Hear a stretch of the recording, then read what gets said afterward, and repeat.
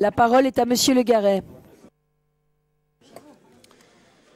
Madame la Présidente, mes chers collègues, comme vous le savez, nous sommes toujours en train de réfléchir à la manière d'améliorer le fonctionnement de nos débats, de nos travaux et d'adapter nos méthodes de travail aux nouvelles technologies. C'est la raison pour laquelle le travail des élus ne peut pas échapper à cette modernisation générale des pratiques et des méthodes.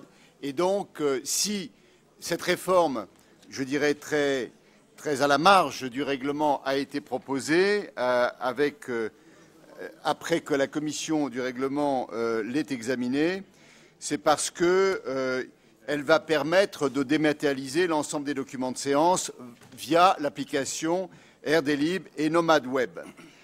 C'est une dématérialisation qui va permettre de poursuivre deux objectifs. Le premier est la diminution de l'empreinte écologique des travaux de notre Assemblée. Je rappelle qu'en un an de fonctionnement, la commission permanente et le conseil régional ont généré l'impression de 625 750 pages de papier distribuées aux élus, sans compter les rapports.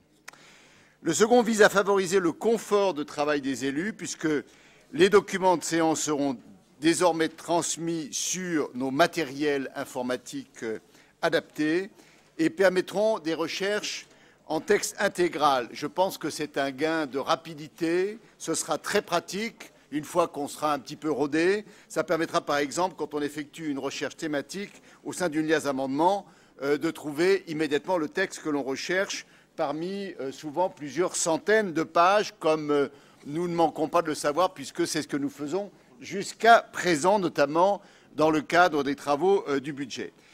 Cette adaptation du règlement intérieur est naturellement nécessaire pour que l'on puisse utiliser ces nouveaux procédés informatiques, et c'est la raison pour laquelle je propose, après l'avis favorable de la commission du règlement, que l'on puisse rapidement procéder à ces évolutions.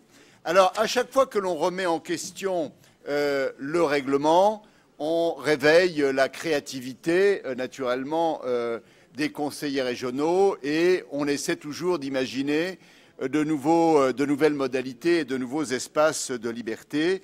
C'est la raison pour laquelle, comme cela avait été prévu, des amendements ont été déposés par les groupes, et je vais naturellement m'efforcer d'y répondre de manière aussi concise et complète que possible. Je vous remercie.